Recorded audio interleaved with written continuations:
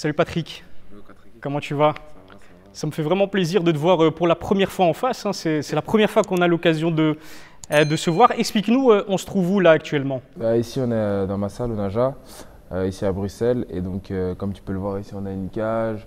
C'est vraiment une salle multifonctionnelle. On a une salle de musculation, on a 3 étages. On a un ring grandeur nature aussi de largeur officielle pour les fights. Cafétéria, donc ici, vraiment, c'est la salle où l'endroit rêvé à Bruxelles, quoi. En tout cas, je tenais à te dire que tu me parais vraiment très en forme, donc de bon augure pour tes prochaines échéances. On va rentrer dans le vif du sujet. Si tu es là, c'est pour te présenter non seulement aux personnes qui vont regarder cette vidéo, mais aux personnes aussi qui te suivent sur tes réseaux sociaux, mais qui peut-être ne te connaissent pas en profondeur. Explique-nous à partir de quel moment tu t'es pris de passion, j'ai envie de dire, pour les sports de combat et le MMA en particulier. En fait, le MMA, j'y suis arrivé vraiment par hasard. Parce qu'en fait, moi, je faisais du foot à la base. Ouais. Donc, j'ai fait 7 ans de foot. Je suis arrivé jusqu'en Division 2. À l'époque, c'était nationaux pour ceux qui connaissent, pour les connaisseurs. Et je faisais des tests pour aller en D1. Finalement, avec les études, ça allait pas trop. Et ma mère n'acceptait pas que j'aille en Division 1, donc à Liège ou à Charleroi, qui était un peu loin de Namur. Et les allers-retours en voiture, c'était impossible. Et un internat, c'était impossible à l'époque parce que j'avais 13 ans, quelque chose comme ça. Et donc, moi, je suis retourné dans mon équipe de foot. Mais j'ai vraiment pas accepté le fait que sur les 11 titulaires, il y en a 7 qui sont partis en D1. Donc on était vite redescendu de niveau, etc. Et moi, j'aimais pas, j'ai un esprit compétiteur. Si je fais un truc, c'est pour gagner, être à fond, sinon ça va pas m'intéresser. Donc j'ai choisi d'arrêter le foot. Et je faisais rien pendant 1 an et demi, 2 ans. Je traînais dans la rue, j'étais là avec mes potes. Vraiment, je jouais au foot à l'Agora, tu vois, tout, tranquille, tu vois. Et puis j'ai un pote une fois en classe, il m'a dit quoi? Il m'a dit ouais, j'ai une journée porte ouverte et tout. Je fais du MMA, j'avais déjà entendu ça. Tu sais bien, au quartier, c'est un truc MMA, UFC, c'est un truc, tout le monde aime bien regarder la boxe et tout. J'ai été, premier jour d'essai, j'y vais, je kiffe le truc, genre de se battre et tout, des techniques au sol et tout. Mais moi, je connaissais pas, donc j'avais vraiment commencé tard. Et puis après, en fait, ce qui s'est passé, c'est qu'il y a eu un stage à Namur où Tarek Safieddine est venu. Tarek Safieddine, pour ceux qui ne connaissent pas, c'est le premier Belge à être allé à l'UFC. Il a quand même gagné la ceinture welterweight du Striker Force. À l'époque, c'était une grosse organisation. Il y a Daniel Cormier aussi qui l'a gagné en poids lourd. Il était dans le top 10 UFC. Et donc, je fais le stage, etc. Je fais les techniques. Et moi, je suis quelqu'un qui ne connaît pas vraiment ce qu'il fait. Et souvent, vu que j'ai commencé tard, je n'ai pas eu le temps de bien apprendre tout step by step. Mais je le fais à l'instinct. Et ça passait de temps en temps. Et puis, il me regarde et il me dit ouais, ça fait combien de temps que tu fais le sport et tout? Moi, je lui dis ouais, ça fait même pas 1 mois. Il me dit écoute, franchement, c'est bien et tout, tu devrais continuer et tout, tu as un truc et tout. Et là, je sais pas, ça a fait un clic dans ma tête et je me suis dit, tu sais quoi, vas-y, viens, on y va à fond. Et là, j'ai commencé à m'entraîner à fond, je faisais un peu le tour de Namur. J'avais des potes et tout, Steven, etc. On avait commencé à beaucoup, vraiment à beaucoup. Et puis, vers l'âge de, je crois, 17 ans, je suis arrivé à Bruxelles. Et là, j'ai rencontré mon coach actuel, Tarek Sendo, et donc je suis avec lui depuis. Et de nombreuses victoires, on a vraiment enchaîné, c'est là que tout s'est enchaîné. Ça s'est enchaîné très vite depuis que je suis arrivé dans le club avec lui. Il m'a vraiment pris sous son aile et il m'a vraiment, vraiment appris tout ce que je connais ici. Et maintenant, l'évolution, ben voilà, on est ici maintenant devant toi, quoi. Magnifique, franchement magnifique évolution. Et c'est vrai que depuis que je te connais, maintenant ça fait quelques mois que tu m'aides à analyser les différents événements UFC. À chaque fois, tu as un nom en bouche, c'est celui de Tarek, justement, que j'aime bien comparer à Firas Zahabi, une sorte de Firas Zahabi de chez nous ici en Belgique. À quel point est-ce que Tarek a été important dans la construction de ta carrière? On rappelle quand même que tu es assez jeune. Donc à quel point est-ce que Tarek a été vraiment important dans ton développement en tant qu'athlète, en tant que combattant? Le fait que j'étais une tête brûlée surtout. Moi à la salle, vu que j'ai eu des habilités qui sont arrivées assez vite et que j'avais un manque d'expérience parce que j'ai commencé assez tard le sport, mais moi, je pensais que je savais tout faire en fait. Je pensais qu'à 17 ans, j'étais 4-0. Je me suis dit, je peux affronter tout le monde. Et il m'a bien refroidi. Un jour, il m'a fait. On a affronté José Texera. Pour ceux qui ne connaissent pas, il est à la BTT. Là, il est pro, donc il est passé pro juste après mon fight. J'étais 4-0 à l'époque et le type, il est 3e mondial, 40 combats. Et moi, je dis, ouais, je l'affronte et tout. Je prends tout le monde, n'importe qui, n'importe où. Sauf que c'est pas que je refuse les gens maintenant, mais il y a une carrière à monter, etc. Il faut faire attention, step by step. Et là, Tarek, il m'a dit, bah, tu sais quoi, vas-y. Et j'ai été, et le type, il m'a rentré dedans. Mais il m'a rentré dedans comme personne m'a rentré dedans. C'était au Cage Warrior, c'était à Bruxelles, devant ma famille et tout. Là, j'ai pris une claque. En plus, on était 8 combattants à combattre ce soir-là. Je suis le seul qui a perdu. Et depuis ce jour-là, j'ai dit, OK, faut se calmer, faut prendre le temps, faut faire le sparring, faut prendre l'expérience. Il ne faut pas croire que tu es que tu es Dieu ou que tu es un super-héros. Tu n'es pas un super-héros, entraîne-toi. Tu as 2 bras, tu as 2 jambes comme tout le monde, fais le taf et ça va aller, tu vois. Mais vraiment, c'était la claque qu'il fallait. Et donc, c'est un coach. Pourquoi c'est si important pour moi? C'est parce qu'il n'a pas peur de me remettre les pieds sur terre quand il faut. Même si maintenant, par exemple, avec l'exposition que j'ai actuellement médiatique, etc., on est une des figures, je pense, en Belgique, sur le MMA, je pense que je suis la figure numéro 1, une des plus suivies en tout cas, en termes de réseaux sociaux. Je ne parle pas en termes de… parce que je ne suis pas encore passé professionnel, etc. Donc, j'ai vraiment une grosse exposition médiatique. Ben, avoir un entourage comme lui et vraiment mon entourage d'amis et ma famille me fait vraiment garder les pieds sur terre. J'ai mon préparateur physique, Damien Brouwart. Je m'entraîne au sol à la Sens Academy à Molenbeek avec Khalid Ouri, tu vois. Et donc, j'ai vraiment des coachs qui sont là et qui me permettent de vraiment, garde les pieds sur terre, tu n'as encore rien fait. Et donc, moi, j'ai cette mentalité de dès que je gagne un combat, je pense au prochain combat. Je reviens des championnats d'Europe, ici en Jiu-Jitsu, JJF. J'ai fait champion. Le lendemain, j'étais déjà à l'entraînement. Je suis revenu de mon fight, je suis revenu de vacances, je suis déjà à l'entraînement. Et je vais me tuer de la même manière que si j'avais gagné un championnat du monde parce qu'on n'a encore rien fait. Nous, on vise l'UFC et pour l'instant, tant que tu n'es pas à l'UFC, reste calme, quoi. On peut dire que Tarek, c'est plus qu'un coach, c'est vraiment un mentor pour toi, on va dire. On va dire qu'on a une relation, c'est comme un… Allez, je sais qu'il va s'énerver et tout, mais c'est un peu comme un grand frère. On est plus proche qu'un coach et un élève, c'est plus un grand frère ou un deuxième père spirituel, tu vois, pour moi. Et il le sait, on se sait, tu vois. Et des fois, je te jure, je peux avoir un truc, je vais avoir peur de faire une mauvaise prestation en fight. Pour moi-même déjà, parce que moi je suis un perfectionniste à mort, mais aussi parce que c'est pour ce qui va se passer dans le vestiaire après, tu vois ce que je veux dire. Il va me défoncer comme personne me défonce, pire que mon père, limite. Les deux, quand ils sont tous les deux là, laisse tomber. C'est incroyable la pression que j'ai, c'est hardcore. Moi, tu as une équipe qui ne te brosse pas dans le sens du poil et qui te permet vraiment d'être objectif sur tes performances. C'est ce qui fait que tu arrives à évoluer. Alors Patrick, avant de réaliser cette interview, j'ai fait un petit tour sur ton compte Instagram, sur tes réseaux sociaux. Je me suis aperçu, comme tu nous l'as dit, que tu ressors d'une victoire, si je ne dis pas de bêtises, dans une compétition de Jiu-Jitsu. Dis-nous en plus sur cet événement. En gros, si tu veux, c'est du Jiu-Jitsu Fighting. Là, c'est un mix de karaté et judo, en gros. Et donc, je suis arrivé en équipe nationale là-bas il y a 2 ans, quelque chose comme ça. Et c'est vraiment par hasard, parce que c'était dans un club de MMA avant où j'étais à Namur, et il y avait un des coachs qui en faisait. Et il nous a dit, c'est comme du MMA, juste vous frappez comme en karaté. Tu vois, donc j'ai participé. J'ai déjà fait 3e d'Europe et puis je suis 2 fois champion national aussi. Et là, c'était le championnat d'Europe ici 2021. Et donc j'ai eu mon premier titre européen donc, dans la catégorie moins de 21 ans, 77 kilos. L'année passée, tu sortais d'une médaille de bronze aussi, si je ne dis pas de bêtises. Ça, c'était aux IBJF. Donc là, c'était en jiu-jitsu brésilien. La compétition la plus prestigieuse, donc vraiment la plus prestigieuse en BJJ. C'était ma 2e participation après 1 an et demi seulement de BJJ. Et là, on est ressorti 3e. Dans une catégorie, on était, je crois, 110. C'était incroyable. Franchement, l'ambiance, il y a encore des vidéos. Je ne sais pas si tu as vu les vidéos. Tout le club est en train de compter le décompte de 10-0, tu vois, pour la finale de 3. C'était vraiment, laisse tomber, c'était une de mes meilleures compétitions à vivre. Vraiment, c'est inexplicable. Tu ressors aussi d'une belle victoire sur soumission au LFL. Ouais. Ce que j'ai envie de dire, pour te répertorier, te catégoriser, c'est que tu es un combattant de MMA très moderne. Je m'explique, les combattants de MMA à l'ancienne, j'ai envie de dire vraiment les premiers, les légendes, les vétérans, eh bien, ils sont très balèzes, surtout dans un domaine. Ensuite, ils essaient de se perfectionner dans leurs points faibles. Mais toi, quand je te vois t'entraîner, tu fais de la boxe anglaise, tu fais de la lutte, tu fais du jiu-jitsu, tu es vraiment un combattant de MMA moderne, tu es amoureux de toutes les disciplines qui composent le MMA. Mais en fait, comme j'aime bien m'appeler et comme j'aime bien appeler un peu beaucoup d'amis que j'ai autour de moi, je pense que je fais partie de cette génération terrible. Pour ceux qui connaissent One Piece, les connaisseurs, la petite… Donc voilà, en gros, je fais partie de cette génération où on veut vraiment être bon dans tout, mais pas le fait d'être juste bon. Je vais en anglaise, je vais chercher des sparring partenaires de boxe anglaise qui sont confirmés. Je tourne avec des types qui ont plus de 40 combats, qui ont déjà été des fois repris dans des sélections nationales. Et je vais tourner avec des pros. J'ai déjà été tourné avec des pros en France. Je me fais malmener comme jamais. Chiquitou Bilal, c'est comme un grand frère pour moi. J'ai été tourné avec lui, il m'a malmené comme personne ne m'a malmené, mais je me fais mal. Je vais à Paris, j'ai déjà tourné avec Jimmy Vienno au MMA Factory, j'ai tourné avec Hassan Dam, j'ai tourné avec Damien Lapillus. Donc je vais chercher vraiment des spécificités et des personnes qui sont bons dans leur domaine en jiu-jitsu brésilien dans ma team. À la Sens Academy, il y a Amal Amjaïd, elle est 8 fois championne du monde. Steve, il est 2 fois champion du monde. On a Bilal Asdad, on a Salvatore Liga, il est dans mon équipe au Naja. il est 4-0 en pro, c'est une black belt.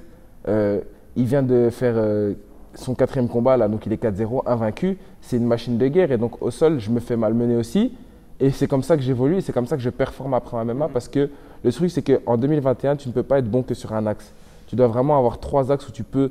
Ça veut dire que si le combat debout, ça devient compliqué, ben, je peux t'amener au sol. Et si ça devient dur au sol, je peux aller en lutte. Je tourne en lutte à Berchem Saint-Agathe, c'est un club ici à Bruxelles, Wrestling Bruxelles, avec plusieurs combattants qui sont dans des équipes nationales d'Iran, de Bulgarie. Et je fais des combats qui sont serrés. Ça veut dire que là, maintenant, je vais aussi commencer les compétitions de lutte à l'international. J'ai eu ma licence il n'y a pas longtemps. Voilà. Moi, je veux vraiment être dominant.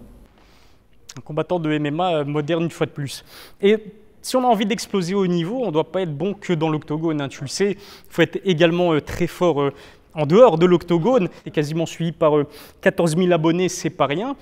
À quel moment tu t'es rendu compte que, ok, le sportif et l'octogone, c'est bien, mais à côté de ça, il faut vraiment faire en sorte d'avoir une communication soignée pour, pourquoi pas, exploser un jour au plus haut niveau. Quand est-ce que tu en as pris conscience? Bah, honnêtement, en fait, moi, je vais te dire très honnêtement, je ne suis pas quelqu'un qui kiffe les réseaux sociaux à la base. Moi, vraiment, je suis là, j'étais dans ma ville à Namur, je traîne avec mes potes, je ne connais pas beaucoup de gens, je ne suis même pas de Bruxelles à la base, et je traîne avec les mêmes personnes que j'étais quand j'avais 12 ans. Donc, je n'ai pas changé mon cercle d'amis, même si j'ai plus de contacts maintenant. C'est vraiment mon entourage qui m'a fait comprendre que gros, il faut que tu aies des réseaux sociaux et tout. C'est 2021, c'est comme ça que ça marche. On a vu on peut les citer, hein, des Morgan Charrière, des Ramzan Djembiev qui ont monté très rapidement, etc.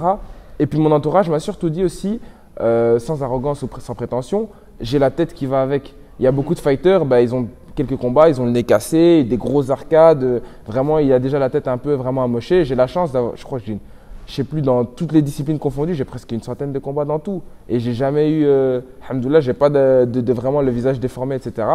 Et je m'en sors bien. Et donc, au niveau de ta tête, c'est très bien. Là, ça va, donc je m'en sors bien, merci. Donc là, maintenant, on fait du mannequinat, on fait des sponsoring, des partnerships. Je peux me permettre de faire tout ça parce que autant l'utiliser. Et aussi, j'ai la chance d'avoir un coach qui comprend ça. Il y a beaucoup de coachs qui t'auraient dit, ouais, non, tu fais le malin, c'est arrogant, etc. ou quoi. Mais non, c'est 2021. C'est 2021, on est obligé des réseaux sociaux. Quand on voit l'UFC, c'est devenu un business. Les gens, c'est un business. Pour pouvoir avoir un combat, ils doivent par exemple avoir tel nombre d'abonnés ou tel nombre de chicks ou qu'est-ce que tu rapportes à l'organisation. Si tu rapportes, regardez la guerre qu'ils font pour les pay-per-view. Ils calculent combien de pay-per-view tu ramènes. Jake Paul, beaucoup de gens se moquent de Jake Paul. C'est vrai, même moi je ne dis pas que c'est un vrai combattant. Mais le type, il gagne 3 fois plus que n'importe quel combattant maintenant qui s'est arraché pendant 10 ans de sa vie. Je trouve pas ça normal. Pourquoi eux, ils peuvent le faire et moi, je dois devoir rester dans mon coin juste pour dire que oui, je vais rester humble, etc. C'est pas parce que je suis sur les réseaux sociaux que je ne suis pas humble. Je veux dire, c'est juste que j'essaie de me vendre et j'essaie de vendre mon potentiel. C'est tout ce que j'essaie de faire. C'est très bien, franchement c'est très bien. Moi je t'encourage à le faire, c'est vraiment la bonne stratégie à adopter. Tu parlais de Morgan Charrière, Ramzan, pour moi ils ont vraiment tout compris. Est-ce que tu as aussi une source d'inspiration dans le MMA game mondial, un Conor McGregor, un John Jones, un Khabib, pourquoi pas? Est-ce que tu as vraiment une sorte de personnalité qui t'a marqué dans ton enfance, même si tu restes encore assez jeune, mais qui t'a donné envie aussi de développer dans ce sport? Honnêtement, j'avais vraiment John Jones. John Jones, il m'a… Au-delà de tout ce qu'il a fait en dehors de la cage, parce que voilà, il y a eu beaucoup de bad ondes, hein, on va dire, mais vraiment John Jones, ça a été une grosse référence pour moi. Une des plus grandes aussi, c'est Mohamed Ali. Il est décédé, mais donc vraiment ces deux-là, c'est deux axes, deux ancres qui m'ont vraiment poussé dans ma carrière. Le fait de John Jones, ce que j'aimais bien, c'était le fait qu'il soit si complet en fait. Ouais. Et c'est ça que j'ai vraiment aimé et que je préférais que les combattants qui ont un axe, vraiment. Donc Khabib, je le surkiffe. Mais John Jones, ce qui m'impressionnait le plus, c'est qu'il pouvait être avec un lutteur, il pouvait être avec un type qui était fort au sol ou un type qui était bon debout. Il allait arriver dans son game même et s'adapter. C'est le fait de sa façon de s'adapter en fait dans un combat. C'est le fight IQ qu'il a, le fait qu'il soit complet. C'est le plus jeune combattant à être champion à l'UFC. Enfin, c'est trop de trucs qui arrivent ensemble et je trouve que c'était vraiment incroyable. Maintenant, je suis un peu déçu de ce qu'il devient en dehors de la cage et donc voilà. Mais actuellement, si je devais parler d'un combattant qui m'inspire beaucoup actuellement alors qu'il est, ce serait Kamaru Usman. Kamaru Usman qui vient de passer numéro 1 pound for pound, ça c'est mérité aussi. Hein. Je ne sais pas ce que tu en penses, mais c'est plutôt mérité. Justement, lui aussi, on trouvait qu'il avait beaucoup un axe, beaucoup de lutte, etc. Il dominait les combats, mais il gardait le truc très stratège. Et il ne voulait pas aller au finish et maintenant il met des KO. Maintenant, sa boxe s'est améliorée. Là, Moi, je trouve qu'il commence à aussi devenir, pourquoi pas, il peut aller dans la route des GOAT, en fait. Hein. Vraiment, s'il continue comme ça, même dépasser Georges Saint-Pierre dans la catégorie welterweight. C'est clair, s'il continue à progresser, parce que c'est ce qui est fascinant avec Kamaru, c'est qu'il continue à progresser. Il n'est pas tout jeune, plus de 30 ans, mais au niveau de sa boxe anglaise, ça devient vraiment incroyable. C'est l'un de mes combattants préférés, comme ça tu le sais. Alors Patrick, ce n'est pas un secret ni pour les personnes qui regardent cette vidéo, ni pour moi, mais on est tous les deux belges en fait, tout simplement. Toi, tu viens de Namur à la base et même pas de Bruxelles. Je t'ai vu tourner, comme tu le disais tout à l'heure, avec un Bilal Kitou, qui est un boxeur français avec beaucoup d'abonnés, qui sort d'un super beau combat face à Sam Eggington. Morgan Charrière, je t'ai entraîné au MMA Factory, qui est vraiment une référence dans le MMA francophone. Comment tu as fait en fait en tant que Belge? Parce qu'on sait qu'au niveau du marché français, on a toujours un regard assez particulier sur nous les Belges. Comment tu as fait pour avoir une certaine crédibilité, y compris en France? Bah, écoute, moi, je pars depuis que je suis jeune, depuis que j'ai 17 ans, je fais des camps tout seul. À 17 ans, j'ai été en Irlande, dans le camp de Conor McGregor. Je me suis entraîné là-bas. J'ai pris mon sac, j'ai travaillé tout l'été, j'ai payé mon camp tout seul et j'y suis allé. J'y suis retourné l'année d'après. Il y avait John Kavanagh, il y avait Dylan Dennis, il y avait Conor McGregor que j'ai eu l'occasion de discuter avec. J'ai toujours eu un bon rapport avec eux. Je pense que les gens s'imaginent qu'il faut faire 36 000 choses pour aller, alors qu'il faut juste prendre son sac, prendre ses cojones et y aller, quoi. Juste faire ce qu'il faut faire. Et c'est pareil pour la France. La France, c'est pas à 1000 km, c'est 1h15 en Thalys. Tu prends les devants, tu envoies un message ou bien tu DM quelqu'un qui est déjà au MMA Factory, tu demandes c'est comment pour y aller. J'ai été sur place, j'ai été accueilli. J'ai eu l'occasion de tourner vraiment avec la majeure partie des pros, à part on va dire tout ce qui est poids lourd. Donc les Cyril Gane et tout, on ne tourne pas ensemble, voilà. Ça tourne par poids, mais les Damien Lapillus, Nassourdi Imamov, Mehdi Medlaktar malheureusement était blessé lors de là, mais on a quand même eu l'occasion de faire une petite vidéo sur les mangas ensemble. Donc j'ai vraiment un rapport très très, on va dire, familier avec eux. Je m'entends bien avec les gens et je pense que le fait que ça se passe bien, même avec les Morgan Charrière ou Energy et tout, avec Azael aussi, d'autres combattants de là-bas, ou Jean Ndoye, c'est que je reste naturel. J'arrive pas, je bombe pas, je suis là, je leur dis juste, moi je suis là pour du sparring, je vais mettre les gants et je vais y aller. Je vais pas commencer à me poser la question, lui c'est Hassan Dam, il est champion du monde d'anglaise, lui c'est Damien Lapillus, c'est un pro, lui c'est Morgan Charrière. Justement, moi si j'y vais, j'ai envie de vraiment, même si je sais que par exemple peut-être je vais me faire ramasser comme avec Kitou Bilal, j'y vais pour arracher la tête. Parce que j'ai envie de montrer que je suis là. J'y vais pas pour juste enfiler des fleurs et faire des photos. Les photos, c'est bien, mais on est des combattants. À la base, moi, j'y vais pour me prouver à moi-même, il est où mon level actuellement? Qu'est-ce que je vaux face à des types qui sont déjà là? Et là, je vois la différence de niveau. Et là, je vois où est-ce que j'en suis, je vois où est-ce que je dois travailler. Je reviens avec mon coach et on bosse dans le laboratoire. On repart de moi, je fais 10 jours de sparring. Moi, quand j'étais en France, c'était pas des vacances. Mais j'avais 2 potes avec moi, Greg et Moha, ils étaient avec moi. Eux, ils l'ont vu. 10 jours, sparring non-stop, tous les jours. Tous les jours des sparring, avec tous les pros. J'accepte tout le monde, il n'y a pas de je fais de différence. Je me prends Jimmy Vienno, je me prends Hassan Dam, je me prends Damien Lapillus, je me prends Morgan Charrière, je me prends Azael, je me prends Ime Malmen, tout, je me prends Kitou Bilal, tous. Et c'est pas grave, parce qu'il faut de la dureté, il faut se mettre dans le rouge. Les gens veulent trop être dans leur petite team, être le meilleur de leur team, et puis rester là parce qu'ils sont dans leur petit cocon. Moi, je préfère vraiment prendre mon sac, vagabonder et me faire du mal. Et c'est comme ça que je pense on évolue un peu plus. T'as vraiment faim, c'est un truc de malade. Hein. Je sens vraiment la motivation qui se dégage en toi. C'est un trait de personnalité ou t'as appris à être comme ça? Parce que, je vais pas te mentir, mais des jeunes de ton âge qui ont cette passion, ce feu qui brûle en eux, il n'y en a pas beaucoup. Ça vient d'où? Ouais. Comme moi je dis souvent, dans le 5000, on a tous faim. Il y a beaucoup de combattants dans le 5000 qui vont arriver là et qui sont en train d'arriver et qui font du bruit. Hein. 5000, c'est Namur. Ouais, Namur, ouais. Donc il y en a certains de la cage coaching là, dans leur club, des Steven. Bah, Salvatore qui est dans ma team aussi, mais lui il vient de Bruxelles. Mais moi je trouve des fois que j'ai une exposition et si mon exposition peut me permettre de mettre la lumière sur des combattants que je trouve déjà meilleurs que moi, ben, je vais le mettre. Salvatore, les gens, je trouve qu'à Bruxelles, il y a beaucoup de gens qui négligent ce combattant. Il est 4-0. Il est 4-0, il a fait 3e championnat du monde. C'est une grosse tête en MMA et les gens ne sont pas prêts. Les gens sont vraiment pas prêts et moi ça me fait rire parce que je me dis quand ces gens-là vont réaliser, il sera déjà trop tard.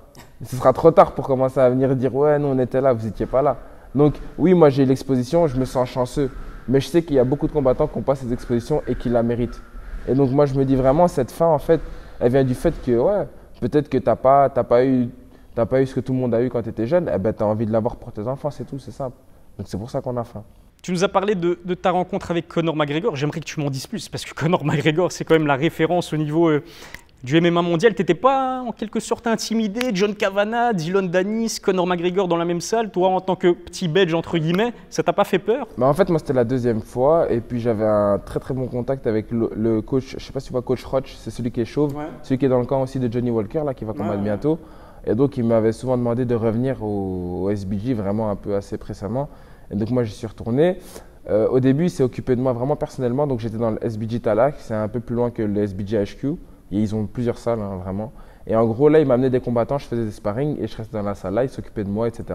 Puis, il m'a amené dans le SBG HQ. Et la première fois que je suis venu, ben moi, je vois la grosse Lamborghini de Conor que j'avais vue sur Instagram, la noire, la grosse. Et je vois ça, puis je vois McGregor face la Range Rover. Je vois une Lamborghini bleue de Dillon Danis. Ouais. Et je reconnais les voitures, je dis, purée, il y a Conor qui est là. Et là, je me dis, oh, la dinguerie. Mais donc, après, je veux dire, j'aurais pu commencer à faire des photos avec lui. Conor, c'est pas, on fait une vidéo, etc. Mais le truc, c'est que j'étais invité en tant que combattant pour faire du sparring. Je me suis dit, il faut avoir un comportement. À partir d'un moment, si tu arrives, je pense que même lui, il était dans son camp. Il s'est envolé le lendemain pour le fight contre Cerrone. Okay. Il était dans sa tête, il n'a pas envie de faire des photos à ce moment-là parce qu'il est dans une bulle où il y avait 10 combattants. Il y avait Pedro Carvalho, il y avait Peter Quali, il y avait Dillon Danis et d'autres combattants du SBG, mais que des pros. Et vraiment, c'était une ambiance où il y avait la lumière juste sur la cage, John Kavanagh, Coach Roach, et il faisait ses sparring. Moi, je suis arrivé après pour faire mes sparring après. Lui, quand il est sorti, en fait, il sort et je vois un type, les chaussettes remontent au-dessus du training, une largeur comme ça parce qu'il était en 77, une barbe ainsi. Et moi, je me dis, purée, je bug, je me dis, c'est Conor et je sais pas quoi faire, tu vois. Il me serre la main, moi, dans ma tête, tu sais, il me parlait, moi, je buguais, je me disais, putain, je parle à Conor, tu vois. Alors que le type, tu regardes ses interviews tous les jours, tu regardes presque toute sa vie et puis il est en face de toi. Mais je pense qu'à ce moment-là, quand tu es dans des trucs comme ça et tu es là pour faire du sparring, tu vas pas commencer à faire la groupie. C'est ce que je veux dire. Donc, c'est pour ça que je n'ai pas demandé. Je me suis dit, je l'aurais. Parce que coach Roach, il m'a dit, il sera là demain. Il sera là demain, le vendredi aussi, pour les sparring 11h midi. Et puis, il décolle le soir. Donc, moi, je me suis dit, tranquille. Et finalement, vu que c'était mon dernier jour vendredi, je me suis dit, je ferai les photos là, vu que c'est le dernier jour avec tout le monde. Et malheureusement, j'ai fait juste avec Dillon Danis, John Kavanagh, parce que Conor n'est pas venu et puis il a décollé au soir pour Las Vegas. Pour les personnes qui, comme moi, ne sont pas très manga, Mugiwara, ça vient d'où en fait ton surnom? Ah, Mugiwara, ça vient de One Piece. Hein. Ça vient de One Piece. Moi, je suis un fervent fan de manga. J'en mange tous les jours, tous les jours. Même là, avant de venir à l'interview, j'étais en train de regarder des mangas. Donc, ceux qui ne connaissent pas, c'est pour ça que je m'appelle Mugiwara. Donc, c'est chapeau de paille. C'est vraiment la mentalité que j'ai de… Cette mentalité, elle est vraiment référente aussi à Luffy. Ceux qui connaissent One Piece vont comprendre. C'est un gamin, il est là, il veut devenir roi des pirates et il se pète avec tout le monde. Et des fois, il se casse la gueule. Des fois, il va contre des Yonko, donc c'est vraiment des types qui sont déjà expérimentés, etc. Et il se fait casser la gueule. Mais le truc que j'aime chez lui, c'est qu'il se fait casser la gueule, il s'entraîne, il revient et il lâche pas. Et c'est vraiment ça le truc, c'est que peut-être que ça peut arriver que demain, on va avoir une défaite. Demain, tu vas te faire péter devant tout le monde alors que tu avais une grosse exposition. Ça arrive. Ben, les champions, c'est quoi? Les champions, il va se taire. Il va accepter la défaite, retourner à la salle, s'entraîner, revenir. Et fermer les bouches, c'est tout en fait. C'est juste ça. Nous, on ne vient pas pour être connu en Belgique, on ne vient pas pour être connu au niveau francophone. Si on vient, c'est pour le monde. C'est tout. C'est tout ou rien. Et donc là, on vise autre chose. On vise vraiment grand. Et je sais qu'il y a beaucoup, beaucoup d'étapes avant ça. Il y a beaucoup d'étapes. J'ai les pieds sur terre. Je sais que je dois passer encore par beaucoup de questionnements, beaucoup d'étapes, beaucoup de combats encore. Donc moi, je prends ma carrière vraiment très au sérieux avec mon coach, avec mon entourage, avec l'équipe, etc. On fait step by step, même si des fois, des gens ils me voient déjà plus loin. Nous, on est là. On reste là où on est. Et si on monte, c'est parce qu'on est sûr à 120%. On n'est pas sûr à 100%. Parce que quand on va aller, c'est pour un run. On ne veut pas faire une défaite, deux victoires, une défaite. Non, direct. Le monde ou rien, l'UFC ou rien. L'UFC, c'est clairement un objectif. L'UFC, c'est clairement l'objectif et c'est réalisable à 100%. Les gens, je pense qu'avant, il y a 5 ans, on se disait l'UFC c'est loin pour un Belge, etc. Moi, je pense que c'est réalisable à 100%. Et si je dois être un des premiers à le faire, faire quelque chose de grand là-bas, ben, je le serai. C'est tout. Honnêtement, je n'ai pas vu le temps passer. C'était vraiment très intéressant ce que tu nous as raconté. Est-ce qu'il te reste peut-être une chose à dire, une chose à rajouter au niveau de tes projets aussi? Je sais que tu es très actif dans le coaching. Est-ce que tu as justement des projets dont tu peux nous parler et qui arriveront très prochainement, que ce soit des projets de combat ou autres? Ouais, après, j'aime bien souvent séparer maintenant. C'est pour ça que j'ai fait 2 pages aussi bien distinctes. Bah, je coach en personal coaching pour tout ce qui est boxe anglaise, préparation physique, remise en forme. Et donc n'hésitez pas, ceux qui sont intéressés, mais vous le verrez sur mon compte Instagram, mais ça c'est pour autre chose. Pour ce qui arrive, on a un combat bientôt, très prochainement, qui va arriver en MMA.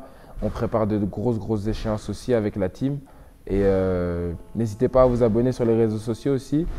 C'est Mugiwara Z5. Ceux qui ne connaissent pas encore, si vous abonnez pas maintenant, de toute manière, vous allez connaître un jour ou l'autre. Et pour le reste, on est là. Hein. Ça se passe bien et alhamdoulilah, j'ai rien d'autre à dire pour moi. Patrick, un énorme merci de m'avoir permis de te rencontrer dans ta salle au Naja à Schaerbeek à Bruxelles. Merci de nous avoir suivis. N'oubliez pas de vous abonner à la chaîne YouTube et d'aller donner de la force aussi à Patrick sur ses réseaux sociaux. Je mettrai tout dans la description. Merci beaucoup. On se revoit très vite pour l'analyse de l'UFC 267. J'aurai énormément de questions à te poser. L'événement est vraiment chaud, mais ça, on aura l'occasion d'en parler dans les prochains jours. À la prochaine.